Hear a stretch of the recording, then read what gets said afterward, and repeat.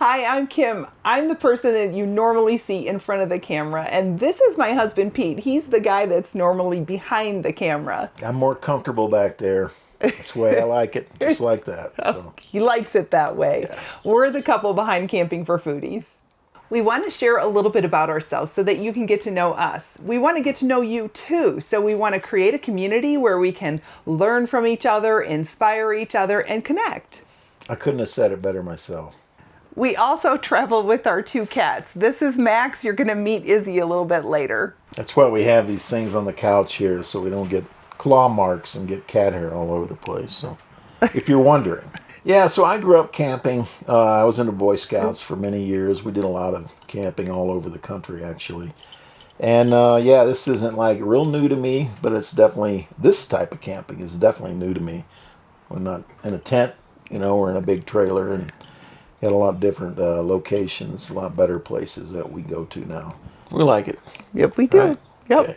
So does Max here. Yeah, Max loves it. And Izzy, wherever she is. Unless we're driving. Right. Yeah. They hate the driving portion. Yeah. Here's our fourth member of the family right here. She's a little camera shy like me. So she's more like me, and Max is more like... I was a Girl Scout, but we never went on camp trips. I grew up, though, with... What's the matter? Nothing. Never went on camp trips. No, they were day trips. Oh, boy. I know. Girls, boys, different. I know, but we did have a lot of really good camping experiences, camping type experiences.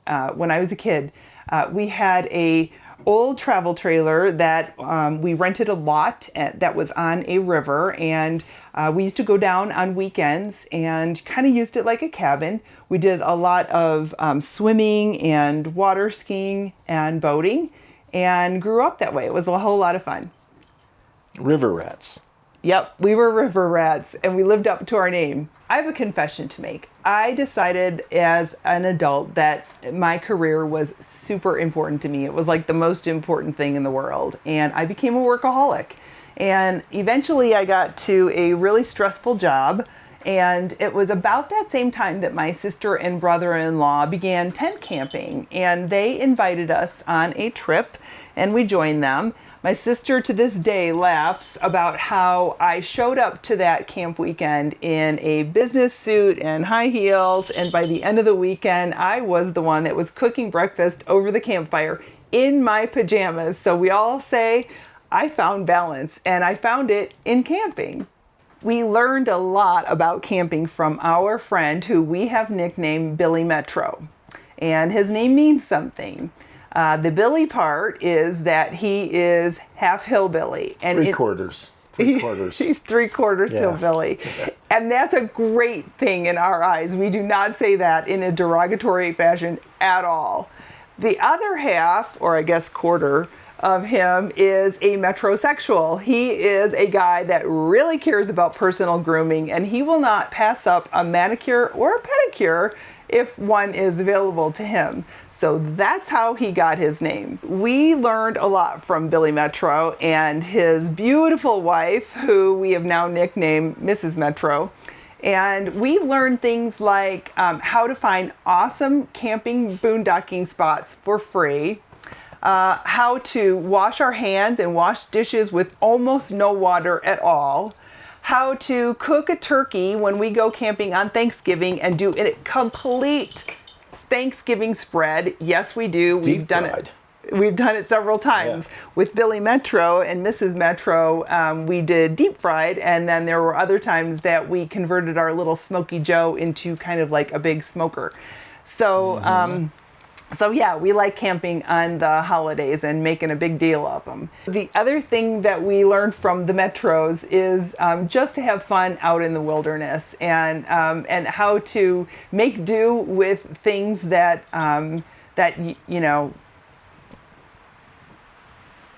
Max loves sitting on the back of the couch and looking out the window. He's crazy.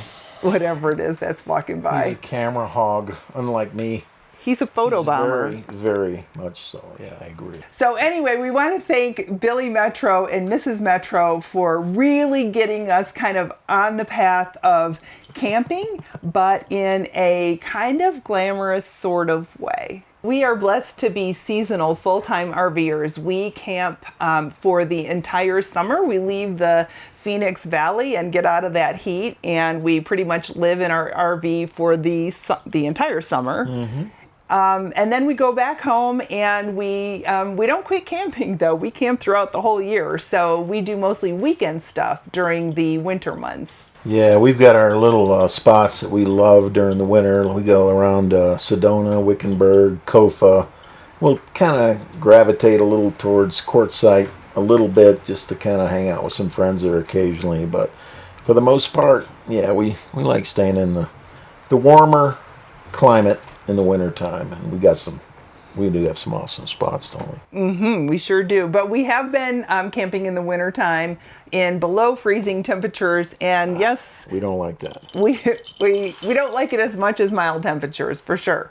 Camping has helped us to connect with friends and family and nature in a way. And each other. And each other. So when we're together 24/7,